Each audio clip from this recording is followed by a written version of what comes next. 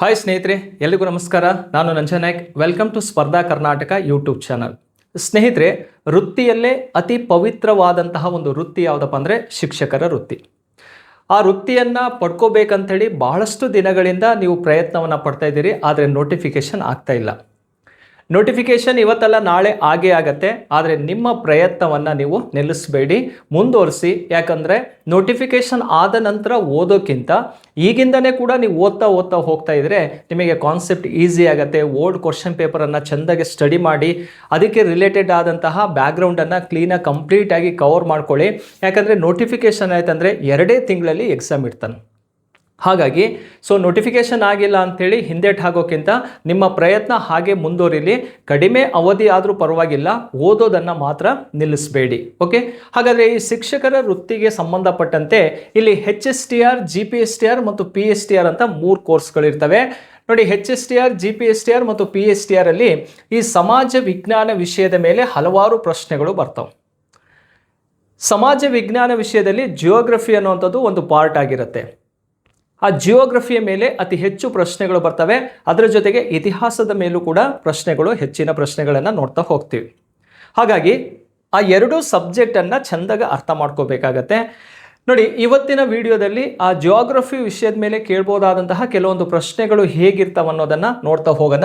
ಅದಕ್ಕಿಂತ ಮುಂಚಿತವಾಗಿ ಸ್ಪರ್ಧಾ ಕರ್ನಾಟಕ ಅಕಾಡೆಮಿ ಯೂಟ್ಯೂಬ್ ಚಾನಲಿಗೆ ಸಬ್ಸ್ಕ್ರೈಬ್ ಆಗಿ. ಹಾಗೆ ಸ್ಪರ್ಧಾ ಕರ್ನಾಟಕ ಅಕಾಡೆಮಿಯ ವತಿಯಿಂದ HSTRಗೆ ಸಂಬಂಧಪಟ್ಟಂತೆ ಸೋಷಿಯಲ್ ಸೈನ್ಸ್ ಮತ್ತು PM ಮೆಥಡ್ ಕೋರ್ಸನ್ನು ಲಾಂಚ್ ಮಾಡಿದ್ದೀವಿ. ಹಾಗೆ GPTಗೆ ಸಂಬಂಧಪಟ್ಟಂತೆ ಮ್ಯಾಥಮೆಟಿಕಲ್ ಸೈನ್ಸ್ ಇದೆ, ಹಾಗೆ ಸೋಷಿಯಲ್ ಸೈನ್ಸ್ ಇದೆ. ಹಾಗೆ TET ಎಕ್ಸಾಮಿಗೆ ಸಂಬಂಧಪಟ್ಟಂತೆ ಪೇಪರ್ ಫಸ್ಟು ಕೂಡ ಸಿಗುತ್ತೆ. ಅದರ ಜೊತೆಗೆ PSTR ಕೂಡ ಆನ್ಲೈನ್ ಕೋರ್ಸ್ ಸಿಗುತ್ತೆ ನಿಮಗೆ. ಇವಿಷ್ಟು ಕೂಡ ಟೀಚರ್ ರಿಕ್ರೂಟ್ಮೆಂಟಿಗೆ ಸಂಬಂಧಪಟ್ಟಂತಹ ಆನ್ಲೈನ್ ಕೋರ್ಸು ನಮ್ಮ ಸ್ಪರ್ಧಾ ಕರ್ನಾಟಕ ಅಕಾಡೆಮಿಯಿಂದ ಲಾಂಚ್ ಮಾಡಿದ್ದೀವಿ. ಇದರ ಬಗ್ಗೆ ನಿಮಗೆ ಹೆಚ್ಚಿನ ಮಾಹಿತಿ ಬೇಕಿದ್ರೆ ಈ ನಂಬರಿಗೆ ಕಾಲ್ ಮಾಡಿ, 9071673831 ಅಥವಾ 32 ನಂಬರಿಗೆ ಕಾಲ್ ಮಾಡಿ ಇದರ ಬಗ್ಗೆ ಹೆಚ್ಚಿನ ಮಾಹಿತಿಯನ್ನು ತಗೊಳ್ಳಿ. ಆ್ಯಪನ್ನು ಪರ್ಚೇಸ್ ಮಾಡಿ ಓದೋಕ್ಕೆ ಸ್ಟಾರ್ಟ್ ಮಾಡಿ. ನೋಟಿಫಿಕೇಷನ್ ಆದ ನಂತರ ಓದೋಕ್ಕಿಂತ ಬಿಫೋರ್ ನೀವು ಈಗಿಂದನೇ ಓದೋಕ್ಕೆ ಸ್ಟಾರ್ಟ್ ಮಾಡಿದರೆ ನೋಟಿಫಿಕೇಷನ್ ಆದ ನಂತರ ನೀವು ಅದನ್ನು ರಿವಿಷನ್ ಮಾಡ್ಕೊಳ್ಳೋದಕ್ಕೆ ತುಂಬಾ ಈಸಿ ಆಗುತ್ತೆ. ಹಾಗಾದರೆ ಸ್ನೇಹಿತರೆ, ಇವತ್ತಿನ ಮೊದಲನೇ ಪ್ರಶ್ನೆ ಯಾವುದಂತ ನೋಡಿ. ಈ ಕೆಳಗಿನವುಗಳಲ್ಲಿ ಯಾವುದು ಜೀವಗೋಳ ಮೀಸಲು ಅಲ್ಲ ಅಂತ ಇದೆ. ನೋಡಿ, ಬಯೋಸ್ಪಿಯರ್ ರಿಸರ್ವ್ ಅಲ್ಲಿ ಯಾವುದು ಅಲ್ಲ ಅಂಥೇಳಿ ನೋಡ್ತಾ ಹೋಗಬೇಕಾಗತ್ತೆ. ಇಲ್ಲಿ 4 ಬಯೋಸ್ಪಿಯರ್ ರಿಸರ್ವ್ ಅನ್ನು ಕೊಟ್ಟಿದ್ದಾರೆ. ಯಾವ್ಯಾವ್ದಿದೆ ಅಂತ ನೋಡಿ. ಒಂದು ಮಾನಸ್ ಅಂತ ಇದೆ, ನೋಕ್ರೇಕ್ ಇದೆ, ಪಚಮರಿ ಅಂತ ಇದೆ, ನೆಕ್ಸ್ಟ್ ರಣತಂಬೂರ್ ಅಂತ ಕಂಡುಬರುತ್ತೆ. ಇದರಲ್ಲಿ ಬಯೋಸ್ಪಿಯರ್ ಲೀಸ್ಟಲ್ಲಿ ಇರುವಂಥದ್ದು ಯಾವುದಪ್ಪ ಅಂದರೆ ಮಾನಸ್ ಅನ್ನುವಂಥದ್ದು ಜೀವಗೋಳ ಮೀಸಲು ತಾಣವಾಗಿರುತ್ತೆ. ಅದರ ಜೊತೆಗೆ ನೋಕ್ರೇಕು ಕೂಡ ಜೀವಗೋಳ ಮೀಸಲು ತಾಣವಾದರೆ ಪಚಮರಿ ಅನ್ನುವಂಥದ್ದು ಕೂಡ ಜೀವಗೋಳ ಮೀಸಲು ತಾಣವಾಗಿರುತ್ತೆ. ಇವು 3 ಕೂಡ ಆ ಲೀಸ್ಟಲ್ಲಿ ಇದ್ದಾವೆ. 3 ಆ ಲೀಸ್ಟಲ್ಲಿ ಇರೋದ್ರಿಂದ ಯಾವುದು ಅಲ್ಲ ಅನ್ನೋದು ಕ್ಲಿಯರ್ ಆಗುತ್ತೆ ನಮಗೆ. ರಣತಂಬೂರ್ ಅನ್ನುವಂಥದ್ದು ಆ ಲೀಸ್ಟಲ್ಲಿಲ್ಲ. ಹಾಗಾಗಿ ಸರಿಯಾದಂಥ ಉತ್ತರ ಯಾವುದು? ಡಿ ಅನ್ನೋದು ರೈಟ್ ಆನ್ಸರ್ ಆಗಿರುತ್ತೆ. ನೋಡಿ, ಇದಕ್ಕೆ ಸಂಬಂಧಪಟ್ಟಂತೆ ನಾವು ನೋಡೋದಾದರೆ ಈ ಜೀವಗೋಳ ಮೀಸಲು ಪ್ರದೇಶ ಅನ್ನುವಂಥದ್ದು ಇದರಲ್ಲಿ ವನ್ಯಜೀವಿ ಧಾಮಗಳು ಕಂಡುಬರ್ತವೆ, ಮನುಷ್ಯರು ಕೂಡ ವಾಸವಾಗಿರ್ತವೆ, ಪ್ರಾಣಿಗಳು ವಾಸವಾಗಿರ್ತವೆ, ಅದರಲ್ಲಿ ಸಸ್ಯ ಸಂಪತ್ತು ಕೂಡ ಇರ್ತವೆ. ರಾಷ್ಟ್ರೀಯ ಉದ್ಯಾನವನಗಳು ಅಷ್ಟನ್ನು ಒಳಗೊಂಡಿರುವಂತಹ ಒಂದು ಏರಿಯಾವನ್ನೇ ಜೀವಗೋಳ ಮೀಸಲು ಪ್ರದೇಶ ಅಂತಲೇ ಕರೆಯುವಂಥದ್ದು. ಹಾಗಾದರೆ ಭಾರತದಲ್ಲಿ ಒಟ್ಟು ಎಷ್ಟು ಜೀವಗೋಳ ಮೀಸಲು ಪ್ರದೇಶಗಳಿದಾವಪ್ಪ ಅಂದರೆ 18 ಕಂಡು ಬರ್ತವೆ. ಬಯೋಸ್ಫಿಯರ್ ರಿಸರ್ವ್ ಟೋಟಲ್ ಎಷ್ಟು? 18 ನೋಡ್ತೀವಿ. ಆ 18 ಯಾವ್ಯಾವ್ದಿದೆ ಅಂತ ಹೇಳಿ ನೋಡೋಕ್ಕಿಂತ ಇಲ್ಲಿ ಕೊಟ್ಟಿರುವಂತಹ ಪ್ರಶ್ನೆಗೆ ಸರಿಯಾದಂತಹ ಉತ್ತರವನ್ನು ಆಯ್ಕೆ ಮಾಡ್ಕೊಳ್ಳೋಣ. ನೋಡಿ, ಮಾನಸ್ ಅಂತ ಇದೆ. ನೋಡಿ, ಮಾನಸ್ ಅನ್ನುವಂಥದ್ದು ಯಾವ ರಾಜ್ಯದಲ್ಲಿ ಕಂಡುಬರುತ್ತೆ ಅಂತ ಹೇಳಿ ನೋಡ್ಕೋಬೇಕು. ಇಲ್ಲಿದೆ ನೋಡಿ, ಮಾನಸ್ ಅಸ್ಸಾಂ ರಾಜ್ಯದಲ್ಲಿ ಕಂಡುಬರುವಂತಹ ಒಂದು ಬಯೋಸ್ಫಿಯರ್ ರಿಸರ್ವ್. ಹಾಗಾದರೆ ಮಾನಸ್ ಯಾವ ರಾಜ್ಯದಲ್ಲಿದೆ? ಇದು ಅಸ್ಸಾಂ ರಾಜ್ಯದಲ್ಲಿ ಕಂಡುಬರುತ್ತೆ. ಕ್ಲಿಯರಾ? ನೆಕ್ಸ್ಟ್ ನೋಕ್ರೇಕ್ ಅನ್ನುವಂಥದ್ದನ್ನು ನೋಡಿ. ನೋಕ್ರೇಕ್ ಅನ್ನುವಂಥದ್ದು ಮೇಘಾಲಯ ರಾಜ್ಯದಲ್ಲಿ ಕಂಡುಬರುತ್ತೆ. ನೋಕ್ರೇಕ್ ಎಲ್ಲಿದೆ? ಇದು ಮೇಘಾಲಯ ರಾಜ್ಯದಲ್ಲಿ ಕಂಡುಬರುವಂಥದ್ದು. ನೆಕ್ಸ್ಟ್ ಪಚಮರಿ ಅನ್ನುವಂಥದ್ದು ಎಲ್ಲಿದೆ ಅಂತ ನೋಡಿದರೆ ಈ ಭಾಗದಲ್ಲಿ ಕಾಣಿಸ್ತಾ ಇದೆಯಲ್ಲ, ಇದೇ ಪಚಮರಿ ಮಧ್ಯಪ್ರದೇಶದಲ್ಲಿ ಕಂಡುಬರುತ್ತೆ. ಹಾಗಾಗಿ ಈ 3 ಬಯೋಸ್ಫಿಯರ್ ರಿಸರ್ವ್ ಅನ್ನು ನಾವಿಲ್ಲಿ ತಿಳ್ಕೊಂಡ್ರೆ ಸಾಕಾಗತ್ತೆ. ಒಟ್ಟು ಎಷ್ಟಿದಾವಪ್ಪ ಅಂದರೆ 18 ಬಯೋಸ್ಫಿಯರ್ ರಿಸರ್ವ್ ಅನ್ನು ನಮ್ಮ ಭಾರತದಲ್ಲಿ ನಾವು ನೋಡ್ಬೋದು. ಆದರೆ ರಣತಂಬೂರ್ ಅನ್ನುವಂಥದ್ದು ಯಾವ ರಾಜ್ಯದಲ್ಲಿದೆಯಪ್ಪ ಅಂದರೆ ಅದು ರಾಜಸ್ಥಾನದಲ್ಲಿ ಕಂಡುಬರುವಂಥದ್ದು. ಹುಲಿ ಸಂರಕ್ಷಣಾ ತಾಣಗಳ ಪಟ್ಟಿಯಲ್ಲಿ ಇದು ಇರುವಂಥದ್ದು. ಮೊದಲನೇ ಪ್ರಶ್ನೆಗೆ ಸರಿಯಾದಂಥ ಉತ್ತರ ಯಾವುದು? ಡಿ ಅನ್ನೋದು ರೈಟ್ ಆನ್ಸರ್. ಎರಡನೇ ಪ್ರಶ್ನೆಗೆ ಹೋಗೋಣ. ಈ ಕೆಳಗಿನ ಯಾವ ರಾಜ್ಯವು ಅತಿ ಹೆಚ್ಚು ಪೊದೆ ಸಸ್ಯ ಪ್ರದೇಶವನ್ನು ಹೊಂದಿದೆ? ಯಾವುದು ಅಂತ ಕೇಳಿದರೆ ಸ್ಕ್ರಬ್ ಅಂತ ನೋಡ್ತೀವಿ. ಅಂಡರ್ ಸ್ಕ್ರಬ್ ಅಂತ ಕರೆಯುವಂಥದ್ದು. ಹಾಗಾದರೆ ಅಂಡರ್ ಸ್ಕ್ರಬ್ ಅನ್ನುವಂಥದ್ದು ಅಥವಾ ಪೊದೆ ಸಸ್ಯ ಅನ್ನುವಂಥದ್ದು ಯಾವ ರಾಜ್ಯದಲ್ಲಿ ಅತಿ ಹೆಚ್ಚು ಕಂಡುಬರುತ್ತೆ? ಈ ಪೊದೆ ಸಸ್ಯ ಅಂದರೆ ಕುರುಚಲು ಗಿಡಗಳು ಅಂತ ಕರೆಯುವಂಥದ್ದು. ಕುರುಚಲು ಗಿಡಗಳು ಹೇಗಿರ್ತಾವಪ್ಪ ಅಂದರೆ ಅಲ್ಲಿ ಜಾಲಿ ಮರಗಳು, ಬಬುಲ್ ಟ್ರೀ ಅಂತ ಕರಿತೀವಿ, ಬೇವಿನ ಮರಗಳು, ನಿಂಬೆ ಮರಗಳು, ಇಂತಹ ಮರಗಳು ಇಲ್ಲಿ ಪಾಪಸ್ ಕಳ್ಳಿ ಅಂಥವೆಲ್ಲ ಕಂಡು ಬರ್ತಾವೆ. ಈ ಪ್ರದೇಶ ಅನ್ನುವಂಥದ್ದು ಅತಿ ಹೆಚ್ಚು ಯಾವ ರಾಜ್ಯದಲ್ಲಿ ವಿಸ್ತಾರವಾಗಿದೆ ಅಂತ ಕೇಳಿದರೆ 4 ರಾಜ್ಯಗಳನ್ನು ಕೊಟ್ಟಿದ್ದಾನೆ. ಆಂಧ್ರ ಪ್ರದೇಶ್, ಕರ್ನಾಟಕ, ರಾಜಸ್ಥಾನ, ತಮಿಳುನಾಡಿನಲ್ಲಿ ಕಂಡುಬರುತ್ತಾ. ಎಲ್ಲ ರಾಜ್ಯಗಳಲ್ಲೂ ಕೂಡ ಕಂಡುಬರುತ್ತೆ. ಈಗ ಆಂಧ್ರ ಪ್ರದೇಶ್ ಅಂತ ಅಂದಾಗ ಆಂಧ್ರ ಪ್ರದೇಶ್ ಅನ್ನುವಂಥದ್ದು ಸಂಪೂರ್ಣವಾಗಿ ಈ ಪ್ರದೇಶದ ಭಾಗದಲ್ಲೇ ಕಂಡುಬರುತ್ತೆ. ಕೆಲವೊಂದು ಏರಿಯಾ ಮಾತ್ರ ಈಸ್ಟರ್ನ್ ಘಾಟ್ಸಲ್ಲಿ ಇರುವಂಥದ್ದು. ಹಾಗಾಗಿ ಭಾರತದಲ್ಲಿ ಅತಿ ಹೆಚ್ಚು ಪೊದೆ ಸಸ್ಯಗಳನ್ನು ಹೊಂದಿರುವಂತಹ ರಾಜ್ಯಗಳ ಪಟ್ಟಿಯಲ್ಲಿ ಮೊದಲನೇ ಸ್ಥಾನದಲ್ಲಿರೋದು ಯಾವುದಪ್ಪ ಅಂದರೆ ಆಂಧ್ರ ಪ್ರದೇಶ್ ಮೊದಲನೇ ಸ್ಥಾನದಲ್ಲಿ ಇದೆ. ಕಡಿಮೆ ಮಳೆ ಬೀಳುವಂತಹ ಪ್ರದೇಶಗಳಲ್ಲಿ ಕಂಡುಬರ್ತವೆ ಮತ್ತು ಹೆಚ್ಚು ಉಷ್ಣಾಂಶ ಇರುತ್ತಲ್ಲಿ. ಹೈ ಟೆಂಪ್ರೇಚರ್, ಲೋ ಪ್ರೆಸಿಪಿಟೇಷನ್ ಅಥವಾ ರೈನ್ಫಾಲ್ ಇರುವಂತಹ ಝೋನಲ್ಲಿ ಕಂಡುಬರುವಂಥದ್ದು ಈ ಪೊದೆ ಸಸ್ಯಗಳು ಕಂಡುಬರ್ತಾವೆ. ಹಾಗಾದರೆ ಈ ಒಂದು ಸಸ್ಯ ಅನ್ನುವಂಥದ್ದು ಆಂಧ್ರ ಪ್ರದೇಶದಲ್ಲಿ ಅತಿ ವಿಸ್ತಾರವಾಗಿ ಹರಡ್ಕೊಂಡಿದೆ ಅಂದರೆ ಇಲ್ಲಿ ಕೆನೋಪಿ ಡೆನ್ಸಿಟಿ ಅನ್ನುವಂಥದ್ದು 10ಗಿಂತ ಕಡಿಮೆ ಇರುತ್ತೆ, 10%ಗಿಂತ ಕಡಿಮೆ ಇರುತ್ತೆ. ಒಂದು ಹೆಕ್ಟಾರ್ ಭೂ ಪ್ರದೇಶದಲ್ಲಿ 10% ಅರಣ್ಯ ಪ್ರದೇಶವನ್ನು ಹೊಂದಿದ್ರೆ ಅದನ್ನು ಫಾರೆಸ್ಟ್ ಏರಿಯಾ ಅಂತ ಕರಿತೀವಿ. ಅದಕ್ಕಿಂತ ಕಡಿಮೆ ಇತ್ತಂದರೆ ಅಂತಹ ಪ್ರದೇಶವನ್ನು ಏನಂತ ಕರಿತೀವಿ? ಪೊದೆ ಸಸ್ಯಗಳು ಅಂತಲೇ ಕರೆಯೋದು. ಅದಕ್ಕೆ ಆಂಧ್ರ ಪ್ರದೇಶ ಅನ್ನುವಂಥದ್ದು ಸರಿಯಾದಂಥ ಉತ್ತರವಾಗಿರುತ್ತೆ. ನಮ್ಮ ಕರ್ನಾಟಕದಲ್ಲಿಲ್ಲ ಅಂತ ಕೇಳಿದರೆ ಕರ್ನಾಟಕದಲ್ಲೂ ಕೂಡ ಕಂಡುಬರುತ್ತೆ. ಈ ವಿಜಯಪುರ ಜಿಲ್ಲೆಯಿಂದ ಸ್ಟಾರ್ಟ್ ಆಗಿ ವಿಜಯಪುರ, ಬಳ್ಳಾರಿ, ತುಮಕೂರು, ಬೆಂಗಳೂರು ಈ ಭಾಗ ಕಂಪ್ಲೀಟ್ ಆಗಿ ಆ ಪ್ರದೇಶದಲ್ಲಿ ಯಾವ ಸಸ್ಯವರ್ಗ ಕಂಡುಬರುತ್ತೆ ಅಂದರೆ ಈ ಕುರುಚಲು ಗಿಡ ಅಥವಾ ಸ್ಕ್ರಬ್ ಕಂಡುಬರುತ್ತೆ. ಈಸ್ಟರ್ನ್ ಕರ್ನಾಟಕದಲ್ಲಿ ಹರಡ್ಕೊಂಡಿರೋದನ್ನು ನೋಡ್ತೀವಿ. ಹಾಗೆ ರಾಜಸ್ಥಾನ ಭಾಗದಲ್ಲಿ ಇಲ್ಲ ಅಂದರೆ ರಾಜಸ್ಥಾನ ಸೆಕೆಂಡ್ ಪೊಸಿಷನಲ್ಲೇ ಕಂಡುಬರುವಂಥದ್ದು. ಅಲ್ಲೂ ಕೂಡ ಮಳೆಯ ಪ್ರಮಾಣ ತುಂಬ ಕಡಿಮೆ ಇರುತ್ತೆ, ಅಲ್ಲೂ ಕೂಡ ಪೊದೆ ಸಸ್ಯಗಳು ಕಂಡುಬರ್ತವೆ. ತಮಿಳುನಾಡಿನಲ್ಲೂ ಕೂಡ ಈ ಒಂದು ಸಸ್ಯವರ್ಗವನ್ನು ನಾವು ನೋಡ್ಬೋದು. ಆದರೆ ಸರಿಯಾದಂಥ ಉತ್ತರ ಯಾವುದು ಅಂತ ಕೇಳಿದರೆ ಎ ಅನ್ನೋದು ಅದಕ್ಕೆ ರೈಟ್ ಆನ್ಸರ್ ಆಗಿರುತ್ತೆ. ಅತಿ ಹೆಚ್ಚು ಸ್ಕ್ರಬ್ ಇರುವಂಥದ್ದು ಆಂಧ್ರ ಪ್ರದೇಶದಲ್ಲಿ ಕಂಡುಬರುತ್ತೆ. 3ನೇ ಪ್ರಶ್ನೆಗೆ ಹೋಗೋಣ. ನೋಡಿ, ಪಟ್ಟಿ 1 ಮತ್ತು ಪಟ್ಟಿ 2 ಕೊಟ್ಟಿದ್ದಾನೆ. ಒಂದು ಕಡೆ ರಾಜ್ಯಗಳನ್ನು ಕೊಟ್ಟಿದ್ರೆ ಮತ್ತೊಂದು ಕಡೆ ರಾಷ್ಟ್ರೀಯ ಉದ್ಯಾನವನಗಳನ್ನು ಕೊಟ್ಟಿದ್ದಾನೆ, ನ್ಯಾಷನಲ್ ಪಾರ್ಕ್ಗಳಿದ್ದಾವೆ. ಅದನ್ನು ಹೊಂದಿಸಿ ಬರೀಬೇಕಾಗತ್ತೆ. ಈಗ ರಾಷ್ಟ್ರೀಯ ಉದ್ಯಾನವನ ಅನ್ನೋಂಥದ್ದು ತುಂಬ ಇಂಪಾರ್ಟೆಂಟ್ ಆಗಿರುವಂತಹ ಒಂದು ಟಾಪಿಕ್ ಆಗಿರುತ್ತೆ. ಯಾಕಂದರೆ ಪ್ರತಿಯೊಂದು ಕಾಂಪಿಟೇಟಿವ್ ಎಕ್ಸಾಮ್ಸಲ್ಲಿ ರಾಷ್ಟ್ರೀಯ ಉದ್ಯಾನವನಕ್ಕೆ ಸಂಬಂಧಪಟ್ಟಂತೆ ಕ್ವಶನ್ಸನ್ನು ಕೇಳ್ತಾನೆ. ಈಗ ಕರ್ನಾಟಕಕ್ಕೆ ಸಂಬಂಧಪಟ್ಟಂತೆ ಕರ್ನಾಟಕದಲ್ಲಿ ಒಟ್ಟು ಎಷ್ಟು ರಾಷ್ಟ್ರೀಯ ಉದ್ಯಾನವನಗಳಿದಾವಪ್ಪ ಅಂದರೆ 5 ರಾಷ್ಟ್ರೀಯ ಉದ್ಯಾನವನಗಳು ಕಂಡುಬರ್ತಾವೆ. 5 ನ್ಯಾಷನಲ್ ಪಾರ್ಕನ್ನು ನೋಡ್ಬೋದು. ಆ 5 ರಾಷ್ಟ್ರೀಯ ಉದ್ಯಾನವನಗಳಲ್ಲಿ ಬಂಡೀಪುರ, ನಾಗರಹೊಳೆ, ಅಂಶಿ, ಕುದುರೆಮುಖ ಅಂಥೇಳಿ ನೋಡ್ತಾ ಹೋಗ್ತೀವಿ. ಸೊ ಆ ಒಂದು ರಾಷ್ಟ್ರೀಯ ಉದ್ಯಾನವನಗಳಲ್ಲಿ ನೋಡ್ತಾ ಹೋಗೋದಾದರೆ ಕೊಟ್ಟಿರುವಂತಹ ಪ್ರಶ್ನೆಗೆ ಸರಿಯಾದಂಥ ಉತ್ತರವನ್ನು ಹೊಂದಿಸಿ ಬರೀಬೇಕಾಗತ್ತೆ. ನೋಡಿ, ಫಸ್ಟು ಬೇಟ್ಲಾ ಅಂಥೇಳಿ ನ್ಯಾಷನಲ್ ಪಾರ್ಕ್ ಇದೆಯಲ್ಲ, ಅದು ಯಾವ ರಾಜ್ಯದಲ್ಲಿದೆ ಅಂದರೆ ಅದು ಜಾರ್ಖಂಡಲ್ಲಿ ಕಂಡುಬರುತ್ತೆ. ಬೇಟ್ಲಾ ನ್ಯಾಷನಲ್ ಪಾರ್ಕ್ ಇರೋದು ಯಾವ ರಾಜ್ಯದಲ್ಲಿ? ಜಾರ್ಖಂಡ್ ರಾಜ್ಯದಲ್ಲಿ ಕಂಡುಬರುತ್ತೆ. ಎಗೆ 2ನೇದು ಸರಿಯಾದಂಥ ಉತ್ತರ. ಎಗೆ 2ನೇದು ಸರಿಯಾದಂಥ ಉತ್ತರ ಅಂದರೆ ಬಿ ಯಲ್ಲೂ ಇದೆ, ಸಿ ಯಲ್ಲೂ ಇದೆ. ಆದರೆ ತಪ್ಪಾಗಿರುವಂಥದ್ದು ಯಾವುದು? ಎ ತಪ್ಪಾಗಿದೆ, ಹಾಗೆ ಡಿನೂ ಕೂಡ ತಪ್ಪಾಗಿದೆ. ಬಂಡೀಪುರ ಅಂತ ಇದೆಯಲ್ಲ, ಬಂಡೀಪುರ ಅನ್ನುವಂಥದ್ದು ಕರ್ನಾಟಕದಲ್ಲಿ ಕಂಡುಬರುವಂತಹ ರಾಷ್ಟ್ರೀಯ ಉದ್ಯಾನವನ. ಕರ್ನಾಟಕದಲ್ಲಿ ಕಂಡುಬರುವಂತಹ ಒಂದು ರಾಷ್ಟ್ರೀಯ ಉದ್ಯಾನವನಗಳಲ್ಲಿ ಯಾವುದು? ಬಂಡೀಪುರನೂ ಕೂಡ ಒಂದಾಗಿರುತ್ತೆ. ಕರ್ನಾಟಕದ ಚಾಮರಾಜನಗರ ಜಿಲ್ಲೆಯ ಭಾಗದಲ್ಲಿ ಕಂಡುಬರುವಂತಹ ಒಂದು ರಾಷ್ಟ್ರೀಯ ಉದ್ಯಾನವನ ಬಂಡೀಪುರ. ಕ್ಲಿಯರ್? ಅದೇ ಬೆಂಗಳೂರಿನಲ್ಲಿ ಬನ್ನೇರುಘಟ್ಟ ರಾಷ್ಟ್ರೀಯ ಉದ್ಯಾನವನ ಅಂತ ಕಂಡುಬರುತ್ತೆ. ಹಾಗಾಗಿ ನೋಡಿ, ಬಿಗೆ 3ನೇದು ಸರಿಯಾಗಿದೆ. ಇಲ್ಲಿ ಬಿಗೆ 3 ಇಲ್ಲೂ ಇದೆ, ಇಲ್ಲೂ ಕೂಡ ಕಂಡುಬರುತ್ತೆ. ನೋಡಿ, 2 ಆಪ್ಷನ್ನು ಸರಿಯಾಗಿರೋದನ್ನು ನೋಡ್ತೀವಿ. 3ನೇದು ನೋಡೋಣ. ಡೂಂಡುವಾ ಅನ್ನುವಂತಹ ನ್ಯಾಷನಲ್ ಪಾರ್ಕ್ ಕಂಡುಬರುತ್ತೆ. ಇದು ಯಾವ ರಾಜ್ಯದಲ್ಲಿದೆ ಅಂದರೆ ಉತ್ತರ ಪ್ರದೇಶದಲ್ಲಿ ಕಂಡುಬರುತ್ತೆ. ಈಗ ಉತ್ತರ ಪ್ರದೇಶ ಅನ್ನುವಂಥದ್ದು ಎಲ್ಲಿ ಕಂಡುಬರುತ್ತೆ ನೋಡಿ? 3ನೇ ಆಪ್ಷನಲ್ಲಿ ಕಂಡುಬರ್ತಾ ಇದೆ. ಹಾಗಾಗಿ ಇದಕ್ಕೆ ಸರಿಯಾದಂಥ ಉತ್ತರ ಸಿ ಅಂತೇಳಿ ನಾವು ಆನ್ಸರ್ ಮಾಡ್ಬೋದು. ಹಾಗಾದರೆ ಮಾನಸ್ ಅನ್ನುವಂಥದ್ದು ಯಾವ ರಾಜ್ಯದಲ್ಲಿರುವಂಥದ್ದು? ಅಸ್ಸಾಂ ರಾಜ್ಯದಲ್ಲಿ ಕಂಡುಬರುತ್ತೆ. ಹೀಗೆ ರಾಷ್ಟ್ರೀಯ ಉದ್ಯಾನವನಗಳನ್ನು ಹೊಂದಿಸಿ ಬರೆಯೋದ್ರಲ್ಲೂ ಕೂಡ ಕೊಡ್ಬೋದು. ಅಥವಾ ಮಾನಸ್ ರಾಷ್ಟ್ರೀಯ ಉದ್ಯಾನವನ ಯಾವ ರಾಜ್ಯದಲ್ಲಿದೆ ಅಂತೇಳಿ ಸಿಂಗಲ್ ಕ್ವಶನ್ಸನ್ನು ಕೂಡ ರೈಸ್ ಮಾಡ್ಬೋದು.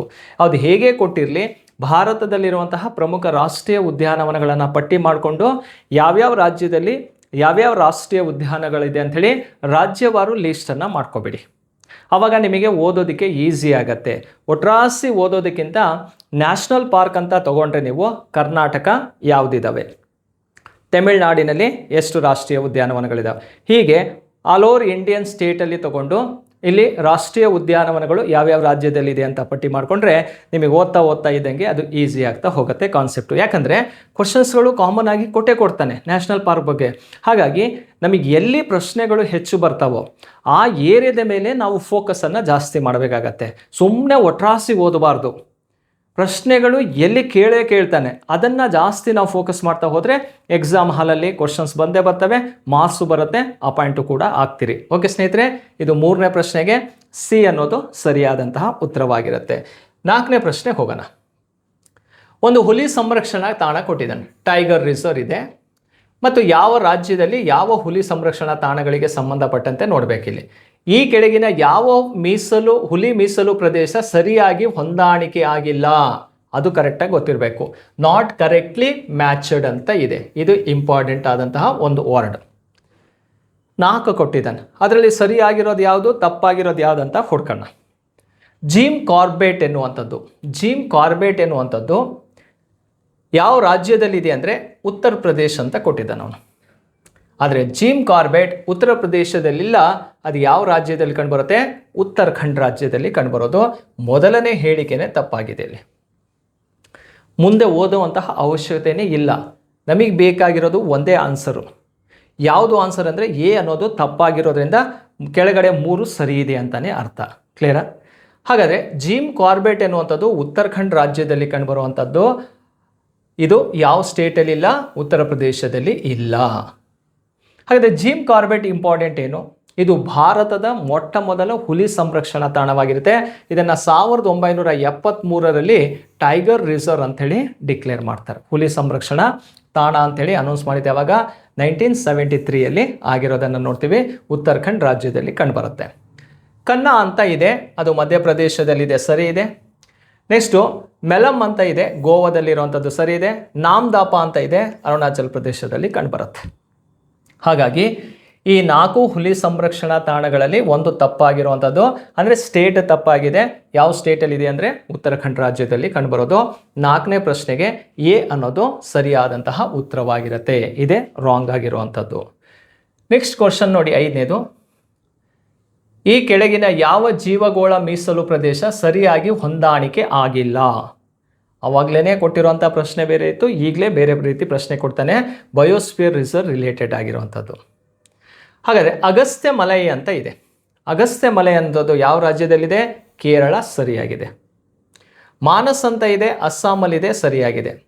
ನೋಕ್ರೇಕ್ ಅಂತ ಇದೆ, ಮೇಘಾಲಯದಲ್ಲಿದೆ, ಇದು ಕೂಡ ಸರಿಯಾಗಿದೆ. ನೀಲಗಿರಿ ಅಂತ ಇದೆ, ಕರ್ನಾಟಕ ಅಂತ ಇದೆ, ಇದು ತಪ್ಪಾಗಿರುವಂಥದ್ದು. ಆದರೆ ಕರ್ನಾಟಕದಲ್ಲೂ ಸ್ವಲ್ಪ ಪ್ರದೇಶ ಇದೆ, ಆದರೆ ಮ್ಯಾಕ್ಸಿಮಮ್ ಏರಿಯಾ ಅಂತ ನೋಡಿದಾಗ ಯಾವ ರಾಜ್ಯದಲ್ಲಿ ಕಂಡುಬರುತ್ತಿದೋ ತಮಿಳುನಾಡಿನಲ್ಲಿ ಕಂಡುಬರೋದು. ಕ್ಲಿಯರಾ? ಹಾಗಾಗಿ ತಮಿಳುನಾಡು ಅಂತ ಕೊಟ್ಟಿದ್ರೆ ಇದು ಸರಿಯಾದಂಥ ಉತ್ತರ ಆಗಿತ್ತು. ಕರ್ನಾಟಕ ಆಗಿರೋದ್ರಿಂದ ಇದನ್ನು ತಪ್ಪು ಅಂತ ತೊಗೊಳ್ತೀವಿ. ಯಾಕಂದರೆ ಇಲ್ಲ ಅನ್ನಂಗಿಲ್ಲ, ಕರ್ನಾಟಕದಲ್ಲೂ ಕೂಡ ಇದೆ. ಆದರೆ ಸರಿಯಾದಂತಹ ನಿಯರೆಸ್ಟ್ ಆನ್ಸರ್ ಅಂದರೆ ಯಾವ್ದು ಬರಬೇಕು? ತಮಿಳುನಾಡು ಬರಬೇಕಾಗತ್ತೆ. ಈಗ ಈ ಬಯೋಸ್ಫಿಯರ್ ರಿಸರ್ವ್ ರಿಲೇಟೆಡ್ ಆಗಿ ನಿಮಗೆ ಹೇಳಿದೆ. ಎಷ್ಟು ಬಯೋಸ್ಫಿಯರ್ ರಿಸರ್ವ್ ಇದೆ ಅಂತ ಹೇಳಿದೆ? 18 ಕಂಡುಬರುತ್ತೆ. ಎಲ್ಲಿ ಅಂತ ಕೇಳಿದಾಗ ಭಾರತದಲ್ಲಿ. ಆದರೆ ಕರ್ನಾಟಕದಲ್ಲಿ ಇದೆ ಅಂತ ಕೇಳಿದರೆ ಕರ್ನಾಟಕದಲ್ಲಿ ಇಲ್ಲ. ಇದ್ದರೆ ಒಂದೇ ಬಯೋಸ್ಫಿಯರ್ನ ಸ್ವಲ್ಪ ಭಾಗ ಮಾತ್ರ ಹಂಚಿಕೆಯಾಗಿರೋದು, ಅದು ನೀಲಗಿರಿ ಬಯೋಸ್ಫಿಯರ್ನದ್ದು. ಕ್ಲಿಯರಾ? ಹಾಗಾಗಿ ಇದು ನಿಯರೆಸ್ಟ್ ಆನ್ಸರ್ ಅಂತ ತಗೊಂಡಾಗ ಇದನ್ನು ರಾಂಗ್ ಅಂತ ಹೇಳಿ ಸಜೆಷನ್ ಕೊಟ್ಟಿರುವಂಥದ್ದು. ಓಕೆ, ಎಲ್ಲೆಲ್ಲಿ ಇದೆ? ಕೋಲ್ಡ್ ಡೆಸಾರ್ಟ್ ಅಂತ ಇದೆ, ಹಿಮಾಚಲ್ ಪ್ರದೇಶದಲ್ಲಿ ಇದೆ. ನೆಕ್ಸ್ಟು ನಂದಾದೇವಿ ಅಂತ ಇದೆ, ಉತ್ತರಾಖಂಡಲ್ಲಿ ಕಂಡುಬರುವಂಥದ್ದು. ನೆಕ್ಸ್ಟ್ ದಿಬಾಂಗ್ ಅಂತ ಇದೆ, ಅದು ಅರುಣಾಚಲ್ ಪ್ರದೇಶದಲ್ಲಿ ಕಂಡುಬರುವಂಥದ್ದು. ನೆಕ್ಸ್ಟು ಕಾಂಚನಜುಂಗ ಅಂತ ಇದೆ, ಸಿಕ್ಕಿಂ ರಾಜ್ಯದಲ್ಲಿ ಕಂಡುಬರುತ್ತೆ. ಮಾನಸ್ ಇನ್ನೆನ್ ಅಸ್ಸಾಮಲ್ಲಿರೋದು. ದಿಬ್ರು ಸೈಕೋವಾ ಅಸ್ಸಾಮಲ್ಲಿ ಕಂಡುಬರುತ್ತೆ. ನೋಕ್ರೇಕ್ ಮೇಘಾಲಯದಲ್ಲಿ. ಸುಂದರ್ಬನ್ ಇರುವಂಥದ್ದು ವೆಸ್ಟ್ ಬೆಂಗಾಲಲ್ಲಿ ಕಂಡುಬರುತ್ತೆ. ಸಿಂಪ್ಲಿಪಾಲ್ ಅಂತ ಹೇಳಿದೆ, ಒಡಿಸ್ಸಾ ರಾಜ್ಯದಲ್ಲಿ ಕಂಡುಬರುತ್ತೆ. ಈ ಕಡೆ ಬನ್ನಿ. ನೆಕ್ಸ್ಟ್ ರನ್ ಆಫ್ ಕಚ್ ಅಂತ ಇದೆ, ಗುಜರಾತಲ್ಲಿ ಕಂಡುಬರುತ್ತೆ. ಪಚಮಾರಿ ಅಂತ ಇದೆ, ಮಧ್ಯಪ್ರದೇಶದಲ್ಲಿ. ಅಮರಕಂಟಕ್ ಅಂತ ಹೇಳಿದೆ, ಇದು ಮಧ್ಯಪ್ರದೇಶ್. ನೆಕ್ಸ್ಟು ಪನ್ನಾ ಅಂತ ಇದೆ, ಮಧ್ಯಪ್ರದೇಶದಲ್ಲಿ ಕಂಡುಬರುತ್ತೆ. ಶೇಷಾಚಲಂ ಅಂತ ಇದೆ ಆಂಧ್ರ ಪ್ರದೇಶದಲ್ಲಿ. ನೀಲಗಿರಿ ನೋಡಿ, ನೀಲಗಿರಿ ಅನ್ನೋಂಥದ್ದು ತಮಿಳುನಾಡು, ಕೇರಳ, ಕರ್ನಾಟಕದಲ್ಲಿ ಗಡಿಯನ್ನು ಹಂಚ್ಕೊಂಡಿರುವಂಥದ್ದು. ಆದರೆ ಮ್ಯಾಕ್ಸಿಮಮ್ ಏರಿಯಾ ಯಾವ ರಾಜ್ಯ ಅಂತ ಆನ್ಸರ್ ಮಾಡಬೇಕು? ತಮಿಳುನಾಡು ಅಂತಾನೆ ಆನ್ಸರ್ ಮಾಡ್ತೀವಿ, ರೈಟ್. ನೆಕ್ಸ್ಟ್ ಅಗಸ್ತ್ಯ ಮಲೈ ಅಂತ ಇದೆ. ಇಲ್ಲಿ ಅಗಸ್ತ್ಯ ಮಲೈ ಇದೆಯಲ್ಲ, ಕೇರಳ ರಾಜ್ಯದಲ್ಲಿ ಕಂಡುಬರುವಂಥದ್ದು. ನೆಕ್ಸ್ಟ್ ಗಲ್ಫ್ ಆಫ್ ಮನ್ನಾರ್ ಅಂತ ಇದೆ. ಇದು ಗಲ್ಫ್ ಆಫ್ ಮನ್ನಾರು ಕೂಡ ತಮಿಳುನಾಡಿನಲ್ಲಿ ಕಂಡುಬರುವಂಥದ್ದು. ಗ್ರೇಟ್ ನಿಕೋಬಾರ್ ಅಂತ ಇದೆ, ಅಂಡಮಾನ್ ನಿಕೋಬಾರ್ ಅಲ್ಲಿದ್ದಾವೆ ನೋಡಿ. ಎಷ್ಟು ಕೂಡ ಬಯೋಸ್ಫಿಯರ್ ರಿಸರ್ವ್ಗಳು ಭಾರತದಲ್ಲಿ ಕಂಡುಬರುವಂಥದ್ದು. ಕ್ಲಿಯರಾ? ನೆಕ್ಸ್ಟ್ 6ನೇ ಪ್ರಶ್ನೆಗೆ ಹೋಗೋಣ. ರಾಮ್ಸಾರ್ ಸಮಾವೇಶ ನಡೆದ ಸ್ಥಳ ಯಾವುದು? ರಾಮ್ಸಾರ್ ಕನ್ವೆನ್ಷನ್ ಅನ್ನುವಂಥದ್ದು ಎಲ್ಲಿ ನಡೀತು ಅನ್ನೋದ್ರ ಬಗ್ಗೆ ಪ್ರಶ್ನೆಯನ್ನು ಕೇಳಿದ್ದಾರೆ. ಅಫ್ಘಾನಿಸ್ತಾನ ಇದೆ, ಇರಾಕ್ ಇದೆ, ಇರಾನ್ ಇದೆ, ಟರ್ಕಿ ಅಂತ ಇದೆ. ಈ ರಾಮ್ಸಾರ್ ಸಮಾವೇಶ ಅನ್ನುವಂಥದ್ದು ಏನು? ರಾಮ್ಸಾರ್ ತಾಣಗಳು ಅಂದರೆ ಏನು ನೋಡಿ? ಭೂಮಿಯ ಮೇಲಿರುವಂತಹ, ಇಡೀ ಪ್ರಪಂಚದಲ್ಲಿ ಭೂಮಿಯ ಮೇಲಿರುವಂತಹ ತೇವಯುತ ಪ್ರದೇಶಗಳನ್ನು ಸಂರಕ್ಷಣೆ ಮಾಡಬೇಕು ಎನ್ನುವಂತಹ ಉದ್ದೇಶದಿಂದ ಕೈಗೊಂಡಂತಹ ಒಂದು ಸಮಾವೇಶವೇ ರಾಮ್ಸಾರ್ ತಾಣ. ಯಾಕಂದರೆ ಈ ವೆಟ್ಲ್ಯಾಂಡ್ ಅಂತ ಏನು ಪ್ರದೇಶಗಳಿರ್ತವೆ, ವೆಟ್ಲ್ಯಾಂಡ್ ಎಲ್ಲೆಲ್ಲಿರ್ತವೆ? ನದಿಗಳ ಅಕ್ಕಪಕ್ಕದಲ್ಲಿ ಕಂಡುಬರ್ತವೆ, ಕೆರೆಗಳ ಸುತ್ತಲಿನ ಪ್ರದೇಶದಲ್ಲಿ ಕಂಡುಬರ್ತವೆ, ಹಾಗೆ ಜಲಾಶಯಗಳ ಸುತ್ತಲಿನ ಪ್ರದೇಶಗಳಲ್ಲಿ ಕಂಡುಬರ್ತವೆ. ಅರ್ಥ ಆಯ್ತಲ್ಲ? ಸೊ ಈ ರಾಮ್ಸಾರ್ ತಾಣಗಳನ್ನು ಸಂರಕ್ಷಣೆ ಮಾಡುವಂಥ ಒಂದು ಸಮಾವೇಶವೇ ರಾಮ್ಸಾರ್ ಸೈಟ್ ಅಂತೇಳಿ. ಓಕೆ, ಹಾಗಾದರೆ ಈ ರಾಮ್ಸಾರ್ ಸೈಟ್ ಎನ್ನುವಂಥದ್ದು ಎಷ್ಟು ಇಂಪಾರ್ಟೆಂಟಪ್ಪ ಅಂದರೆ ಅಲ್ಲೂ ಕೂಡ ಸಸ್ಯವರ್ಗಗಳು ಇರ್ತಾವೆ, ಪ್ರಾಣಿ ಪಕ್ಷಿಗಳು ವಾಸವಾಗಿರ್ತಾವೆ. ಅವುಗಳನ್ನು ರಕ್ಷಣೆ ಮಾಡುವಂತಹ ಉದ್ದೇಶವೇ ಈ ರಾಮ್ಸಾರ್ ಕನ್ವೆನ್ಷನ್ ಆಗಿರುತ್ತೆ. ಓಕೆ, ಹಾಗಾದರೆ ಇದರ ಒಂದು ಹಿಸ್ಟಾರಿಕಲ್ ಬ್ಯಾಕ್ಗ್ರೌಂಡನ್ನು ನೋಡೋದಾದರೆ, ಈ ರಾಮ್ಸಾರ್ ಸಮಾವೇಶ ಅನ್ನುವಂಥದ್ದು ನಡೆದದ್ದು ಯಾವಾಗಪ್ಪ ಅಂದರೆ 1971ರಲ್ಲಿ ನಡೆಯುತ್ತೆ. ಎಲ್ಲಿ ಅಂತ ಕೇಳಿದರೆ ಇರಾನ್ ರಾಷ್ಟ್ರದಲ್ಲಿ ನಡೆಯುತ್ತೆ. ಹಾಗಾಗಿ ಸರಿಯಾದಂಥ ಉತ್ತರ ಯಾವುದಪ್ಪ ಅಂದರೆ ಸಿ ಅನ್ನೋದು ಇದಕ್ಕೆ ರೈಟ್ ಆನ್ಸರ್ ಆಗಿರುತ್ತೆ. ಹಾಗಾದರೆ ರಾಮ್ಸಾರ್ ಅಂದರೆ ಏನಪ್ಪ ಅಂದರೆ ವೆಟ್ಲ್ಯಾಂಡ್ ಕನ್ಸರ್ವೇಷನ್, ತೇವಯುತ ಜೌಗು ಪ್ರದೇಶಗಳನ್ನು ಸಂರಕ್ಷಣೆ ಮಾಡುವಂಥದ್ದು ಇದರ ಉದ್ದೇಶವಾಗಿರುತ್ತೆ. ಈಗ ಭಾರತದಲ್ಲಿ ಒಟ್ಟು ಎಷ್ಟು ರಾಮ್ಸಾರ್ ತಾಣಗಳಿದಾವಪ್ಪ ಅಂದರೆ 99 ಇದಾವೆ. ಎಲ್ಲಿದು? ಭಾರತ. ಹಾಗಾದರೆ ಕರ್ನಾಟಕದಲ್ಲಿ ಎಷ್ಟಿದಾವಪ್ಪ ಅಂತ ಕೇಳಿದರೆ 4 ರಾಮ್ಸಾರ್ ತಾಣಗಳು ಕರ್ನಾಟಕದಲ್ಲಿದ್ದಾವೆ. ಪ್ರಪಂಚದಲ್ಲಿ ಇಡೀ ವರ್ಲ್ಡಲ್ಲಿ ಎಷ್ಟಿದಾವಪ್ಪ ಅಂದರೆ 2550 ರಾಮ್ಸಾರ್ ತಾಣಗಳು ಕಂಡುಬರ್ತವೆ. ಈ 3ಅನ್ನು ನೀವು ತಿಳ್ಕೊಬೇಕಾಗತ್ತೆ. ಸೊ ಇದು ವರ್ಲ್ಡ್ ರಿಲೇಟೆಡ್, ಇದು ಕರ್ನಾಟಕ, ಇದು ಭಾರತಕ್ಕೆ ಸಂಬಂಧಪಟ್ಟಂತಹ ರಾಮ್ಸಾರ್ ತಾಣಗಳಾಗಿರ್ತವೆ, ರೈಟ್. ನೆಕ್ಸ್ಟ್ ಕ್ವಶನಿಗೆ ಹೋಗೋಣ. ಈ ಕೆಳಗಿನ ಯಾವ ಮಣ್ಣು ಭಾರತದಲ್ಲಿ ಅತಿ ಹೆಚ್ಚು ಪ್ರದೇಶವನ್ನು ಆಕ್ರಮಿಸಿಕೊಂಡಿದೆ? ನೋಡಿ, ಹೈಯೆಸ್ಟ್ ಸಾಯಿಲ್ ಅನ್ನುವಂಥದ್ದು ಎಲ್ಲಿ ಕಂಡುಬರುತ್ತೆ? Soils occupies the largest area in India ಅಂತ ಇದೆ. ಯಾವ ಪ್ರದೇಶದಲ್ಲಿ ಕಂಡುಬರುತ್ತೆ ನೋಡಿ? ಈ ಕೆಳಗಿನ ಯಾವ ಮಣ್ಣು ಭಾರತದಲ್ಲಿ ಅತಿ ಹೆಚ್ಚು ಪ್ರದೇಶವನ್ನು ಆಕ್ರಮಿಸಿಕೊಂಡಿದೆ ಅಂತ ನೋಡಿದಾಗ 4 ಮಣ್ಣುಗಳನ್ನು ಕೊಟ್ಟಿದ್ದಾನೆ. ಯಾವ್ಯಾವ ಮಣ್ಣಿದೆ ನೋಡಿ? ಒಂದು ಅಲ್ಯುವಿಯಲ್ ಸಾಯಿಲ್ ಅಂದರೆ ಮೆಕ್ಕಲು ಮಣ್ಣಿದೆ, ಎರಡನೇದು ಕಪ್ಪು ಮಣ್ಣಿದೆ, ಮರುಭೂಮಿಯ ಮಣ್ಣಿದೆ, ಕೆಂಪು ಮಣ್ಣು ಕಂಡುಬರುತ್ತೆ. ಈ 4 ಮಣ್ಣುಗಳನ್ನು ನೋಡ್ತಾ ಹೋಗೋದಾದರೆ ಭಾರತದಲ್ಲಿ ಅತಿ ಹೆಚ್ಚು ಪ್ರದೇಶವನ್ನು ಅಥವಾ ಅತಿ ಹೆಚ್ಚು ಪ್ರದೇಶದಲ್ಲಿ ಹರಡಿಕೊಂಡಿರುವಂತಹ ಮಣ್ಣು ಯಾವುದಪ್ಪ ಅಂದರೆ ಅದು ಮೆಕ್ಕಲು ಮಣ್ಣು ಆಗಿರುತ್ತೆ, ಅಲ್ಯುವಿಯಲ್ ಸಾಯಿಲ್ ಅಂತೇಳಿ. 48% ಅಷ್ಟು ಏರಿಯಾ ಕವರ್ ಆಗಿರೋದು ಯಾವುದು? ಅಲ್ಯುವಿಯಲ್ ಸಾಯಿಲ್ ಕಂಡುಬರುತ್ತೆ. ಹಾಗಾದರೆ ಈ ಮೆಕ್ಕಲು ಮಣ್ಣಿನ ಪ್ರದೇಶ ಎಲ್ಲಿ ಜಾಸ್ತಿ ಕಂಡುಬರುತ್ತಪ್ಪ ಅಂದರೆ ಉತ್ತರ ಭಾರತದ ಮಹಾ ಮೈದಾನ ಅಂತಲೇ ಇದೆ, ನಾರ್ತ್ ಇಂಡಿಯನ್ ಗ್ರೇಟ್ ಪ್ಲೈನ್ ಅಂಥೇಳಿ. ಆ ಉತ್ತರ ಭಾರತದ ಮಹಾ ಮೈದಾನದಲ್ಲಿ ಹರಡಿಕೊಂಡಿರುವಂತಹ ಒಂದು ಮಣ್ಣೆ ಈ ಒಂದು ಮೆಕ್ಕಲು ಮಣ್ಣು. ಎಲ್ಲಿ ನದಿಗಳು ಹರಿತಾವೋ ಆ ನದಿಗಳ ಬಯಲುಗಳಲ್ಲಿ ಕಂಡುಬರುವಂತಹ ಮಣ್ಣು ಯಾವುದು? ಮೆಕ್ಕಲು ಮಣ್ಣು. ಹಾಗಾಗಿ ಭಾರತದಲ್ಲಿ ಅತಿ ಹೆಚ್ಚು ಹರಡ್ಕೊಂಡಿರುವಂಥ ಮಣ್ಣುಗಳ ಪಟ್ಟಿಯಲ್ಲಿ ಯಾವುದಿದೆ?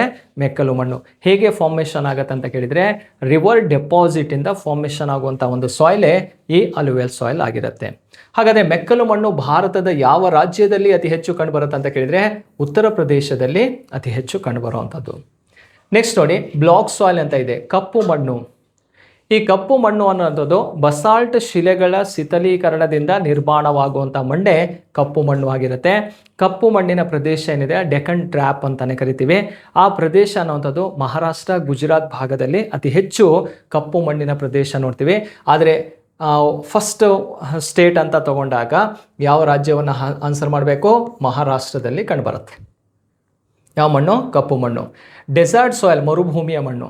ಎಲ್ಲಿ ಗರಿಷ್ಠ ಉಷ್ಣಾಂಶ ಇರುತ್ತೆ, ಎಲ್ಲಿ ಕಡಿಮೆ ಮಳೆ ಬೀಳುತ್ತೆ ಆ ಪ್ರದೇಶದಲ್ಲಿ ಯಾವ ಮಣ್ಣು ನಿರ್ಮಾಣವಾಗತ್ತೆ ಅಂದರೆ ಮರುಭೂಮಿಯ ಮಣ್ಣು ನಿರ್ಮಾಣವಾಗತ್ತೆ. ಹೈ ಟೆಂಪ್ರೇಚರ್, ಲೋ ಪ್ರೆಸಿಪಿಟೇಷನ್ ಆಗಬೇಕು. 50 ಸೆಂಟಿಮೀಟರ್ಗಿಂತ ಕಡಿಮೆ ಮಳೆ ಬೀಳುವಂಥ ಪ್ರದೇಶದಲ್ಲಿ ಈ ಮಣ್ಣು ನಿರ್ಮಾಣವಾಗುತ್ತೆ. ಹಾಗಾದರೆ ಈ ಮಣ್ಣು ಭಾರತದ ಯಾವ ರಾಜ್ಯದಲ್ಲಿ ಅತಿ ಹೆಚ್ಚು ಕಂಡುಬರುತ್ತೆ ಅಂತ ಕೇಳಿದಾಗ ರಾಜಸ್ಥಾನದಲ್ಲಿ ಕಂಡುಬರುತ್ತೆ. ರೆಡ್ ಸಾಯಿಲ್ ಅಂತ ಇದೆ, ಕೆಂಪು ಮಣ್ಣು. ಕೆಂಪು ಮಣ್ಣು ಹೇಗೆ ನಿರ್ಮಾಣವಾಗುತ್ತಂದರೆ ಗ್ರಾನೈಟ್ ಶಿಲೆಗಳ ಶಿಥಲೀಕರಣದಿಂದ ಅಥವಾ ನೀಸ್ ಶಿಲೆಗಳ ಶಿಥಲೀಕರಣದಿಂದ ನಿರ್ಮಾಣವಾಗುವಂಥ ಮಣ್ಣು ಯಾವುದಪ್ಪ ಅಂದರೆ ಅದು ಕೆಂಪು ಮಣ್ಣು ಆಗಿರುತ್ತೆ. ಕೆಂಪು ಮಣ್ಣು ಭಾರತದ ಯಾವ ರಾಜ್ಯದಲ್ಲಿ ಅತಿ ಹೆಚ್ಚು ಕಂಡುಬರುತ್ತೆ ಅಂದರೆ ತಮಿಳುನಾಡಿನಲ್ಲಿ ಕಂಡುಬರೋದು. ಆದರೆ ಕೊಟ್ಟಿರುವಂಥ ಪ್ರಶ್ನೆಗೆ ಸರಿಯಾದಂಥ ಉತ್ತರ ಯಾವುದು? ಎ ಅನ್ನೋದು ರೈಟ್ ಆನ್ಸರ್ ಆಗಿರುತ್ತೆ. ನೆಕ್ಸ್ಟ್ ಕ್ವಶನ್ ನೋಡಿ, ಕಾರೇವಾ ಮಣ್ಣು ಈ ರಾಜ್ಯದಲ್ಲಿ ಕಂಡುಬರುತ್ತದೆ. ಕಾರೇವಾ ಮಣ್ಣು ಅನ್ನುವಂಥದ್ದು ಕಂಡುಬರುವಂಥದ್ದು ಯಾವ ರಾಜ್ಯ ಅಂತ ಕೇಳಿದರೆ ಜಮ್ಮು ಕಾಶ್ಮೀರ ಭಾಗದಲ್ಲಿ ಅತಿ ಹೆಚ್ಚು ಕಂಡುಬರುತ್ತೆ. ಇದು ಹಿಮ ನದಿಗಳ ಸಂಚಯನದಿಂದ ನಿರ್ಮಾಣವಾದಂತಹ ಮಣ್ಣು. ಯಾಕಂದರೆ ಜಮ್ಮು ಕಾಶ್ಮೀರ ಅಂದರೆ ಅಲ್ಲಿ ಹಿಮ ನದಿಗಳು ಹರಿತಾ ಇರ್ತವೆ, ಅವುಗಳು ಫಲವತ್ತಾದಂತಹ ಒಂದು ಭೂಪ್ರದೇಶವನ್ನು ನಿರ್ಮಾಣ ಮಾಡಿರ್ತವೆ. ಹಾಗಾಗಿ ಕಾರೇವಾಸ್ ಮಣ್ಣು ಅನ್ನುವಂಥದ್ದು ಎಲ್ಲಿ ಕಂಡುಬರುತ್ತಪ್ಪ ಅಂತ ಕೇಳಿದರೆ ಜಮ್ಮು ಕಾಶ್ಮೀರದಲ್ಲಿ ಅತಿ ಹೆಚ್ಚು ಕಂಡುಬರುತ್ತೆ. ಆ ಜಮ್ಮು ಕಾಶ್ಮೀರದಲ್ಲಿ ಅತಿ ಹೆಚ್ಚು ಈ ಮಣ್ಣು ಕಂಡುಬರೋದ್ರಿಂದ ಕೇಸರಿಯನ್ನು ಬೆಳೀತಾರೆ, ಆ್ಯಪಲನ್ನು ಬೆಳೀತಾರೆ. ಅದರ ಜೊತೆಗೆ ಈ ಫ್ರೂಟ್ಸನ್ನು ಅತಿ ಹೆಚ್ಚು ಬೆಳೆಯುವಂಥದ್ದು ಈ ಮಣ್ಣಿನಲ್ಲೇ ಬೆಳೆಯುವಂಥದ್ದು. ಹಾಗಾಗಿ ಹೈ ಫರ್ಟಿಲಿಟಿ ಸಾಯಿಲ್ ಅಂತಲೇ ಅದನ್ನು ಕನ್ಸಿಡರ್ ಮಾಡ್ತೀವಿ. ಕ್ಲಿಯರಾ? ಹಾಗಾದರೆ ಕಾರೇವಾ ಮಣ್ಣು ಅನ್ನೋಂಥದ್ದು ಎಲ್ಲಿ ಕಂಡುಬರುತ್ತೆ ಅಂದರೆ ಜಮ್ಮು ಕಾಶ್ಮೀರದಲ್ಲಿ ಕಂಡುಬರುವಂತಹ ಪ್ರಮುಖ ಮಣ್ಣಾಗಿರುತ್ತೆ. ನೆಕ್ಸ್ಟ್ ನೋಡಿ, ಗರಿಷ್ಠ ಕಾಲುವೆ ನೀರಾವರಿ ಪ್ರದೇಶವು ಈ ರಾಜ್ಯದಲ್ಲಿ ಕಂಡುಬರುತ್ತೆ. ಕ್ಯಾನಲ್ ಇರಿಗೇಷನ್ ಅನ್ನುವಂಥದ್ದು ಯಾವ ರಾಜ್ಯದಲ್ಲಿ ಅತಿ ಹೆಚ್ಚು ಕಂಡುಬರುತ್ತೆ ಅಂತ ನೋಡಿದಾಗ ಹರಿಯಾಣ ಇದೆ, ಮಧ್ಯಪ್ರದೇಶ ಇದೆ, ಪಂಜಾಬ್ ಇದೆ, ಉತ್ತರ ಪ್ರದೇಶ ಇದೆ. ನೋಡಿ, ಹರಿಯಾಣದಲ್ಲೂ ಕೂಡ ಕಾಲುವೆ ನೀರಾವರಿ ಇದ್ದೇ ಇದೆ, ಮಧ್ಯಪ್ರದೇಶದಲ್ಲೂ ಕೂಡ ಕ್ಯಾನಲ್ ಇರಿಗೇಷನ್ ಇದೆ, ಪಂಜಾಬಲ್ಲೂ ಕೂಡ ಕಾಲುವೆ ನೀರಾವರಿಯನ್ನು ನೋಡ್ತೀವಿ, ಹಾಗೆ UPಯಲ್ಲೂ ಕೂಡ ಇದೆ. ಆದರೆ ಎಲ್ಲದರಲ್ಲೂ ಕೂಡ ಅತಿ ಹೆಚ್ಚು ಕಾಲುವೆ ನೀರಾವರಿ ಹೊಂದಿರುವಂಥದ್ದು ಯಾವ ಒಂದು ರಾಜ್ಯ ಅಂತ ಕೇಳಿದರೆ UP ಅನ್ನೋದು ಆನ್ಸರ್ ಆಗಿರುತ್ತೆ. ಭಾರತದಲ್ಲಿ ಅತಿ ಹೆಚ್ಚು ಕಾಲುವೆ ನೀರಾವರಿಯನ್ನು ಹೊಂದಿರುವಂತಹ ಒಂದು ರಾಜ್ಯ ಯಾವುದಪ್ಪ ಅಂದರೆ ಅದು ಉತ್ತರ ಪ್ರದೇಶ. ಯಾಕಂದರೆ ವಿಸ್ತಾರವಾದಂತಹ ಒಂದು ಭೂಪ್ರದೇಶ, ಇಲ್ಲಿ ಸಮತಟ್ಟಾದಂತಹ ಒಂದು ಭೂಪ್ರದೇಶ ಇರುತ್ತೆ. ಇಲ್ಲಿ ಗಂಗಾ ನದಿಯ ಜಲಾನಯನ ಪ್ರದೇಶ ಅತಿ ಹೆಚ್ಚು ಕಂಡುಬರೋದ್ರಿಂದ ಆ ಗಂಗಾ ನದಿಯಿಂದ ಕಾಲುವೆಗಳನ್ನು ನಿರ್ಮಾಣ ಮಾಡಿ ಹೆಚ್ಚು ಕೃಷಿ ಭೂಮಿ ಅನ್ನೋಂಥದ್ದು ಅಭಿವೃದ್ಧಿಪಡಿಸಿರೋದನ್ನು ನಾವಲ್ಲಿ ನೋಡ್ತಾ ಹೋಗ್ತೀವಿ. ಹಾಗಾಗಿ ಭಾರತದಲ್ಲಿ ಗರಿಷ್ಠ ಕಾಲುವೆ ನೀರಾವರಿ ಹೊಂದಿರುವಂತಹ ಒಂದು ರಾಜ್ಯ ಯಾವುದು ಅಂತ ಕೇಳಿದರೆ ಉತ್ತರ ಪ್ರದೇಶವನ್ನು ಆನ್ಸರ್ ಮಾಡಬೇಕಾಗತ್ತೆ. ನೋಡಿ, ಈ ಒಂದು ಪ್ರಶ್ನೆಗಳು ಅನ್ನುವಂಥದ್ದು ರಾಷ್ಟ್ರೀಯ ಉದ್ಯಾನವನ, ಹಾಗೆ ವನ್ಯಜೀವಿ ಧಾಮ, ಜೀವಗೋಳ ಮೀಸಲು ಪ್ರದೇಶ, ಇರಿಗೇಷನ್ ರಿಲೇಟೆಡ್ ಆದಂತಹ ಒಂದು ಕ್ವಶನ್ ಆಗಿರ್ತವೆ. ಇದು ಕೂಡ ಇಂಡಿಯಾಕ್ಕೆ ಸಂಬಂಧಪಟ್ಟಂತಹ ಇಂಪಾರ್ಟೆಂಟ್ ಕ್ವಶನ್ಸ್ ಅಂತಲೇ ನಾವು ನೋಡ್ಬೋದು. ಸ್ನೇಹಿತರೆ, ಇಷ್ಟು ಮಾಹಿತಿಯನ್ನು ಇವತ್ತು ತಿಳ್ಕೊಳ್ಳಿ. ಈ ವಿಡಿಯೋ ಇಷ್ಟ ಆದರೆ ಲೈಕ್ ಮಾಡಿ, ಕಾಮೆಂಟ್ ಮಾಡಿ, ನಿಮ್ಮ ಫ್ರೆಂಡ್ಸ್ಗಳಿಗೂ ಕೂಡ ಶೇರ್ ಮಾಡಿರಿ ಅಂತ ಹೇಳಿದರೆ, ಏನಾದರೂ ಇದ್ದರೂ ಕೂಡ ಇದಕ್ಕೆ ರಿಲೇಟೆಡ್ ಆದಂತಹ ಏನಾದರೂ ಕಾನ್ಸೆಪ್ಟ್ ಇದ್ದರೂ ಕಾಮೆಂಟ್ ಮೂಲಕ ನೀವು ಕೂಡ ಆನ್ಸರ್ ಮಾಡಿ, ಚರ್ಚೆ ಮಾಡಿ, ವಿಷಯಗಳನ್ನು ಶೇರ್ ಮಾಡಿಕೊಳ್ರಿ ಅಂತ ಹೇಳ್ತಾ ಇವತ್ತಿನ ಒಂದು ವಿಡಿಯೋ ಕಾನ್ಸೆಪ್ಟನ್ನು ಮುಗಿಸ್ತೀನಿ. Thank you.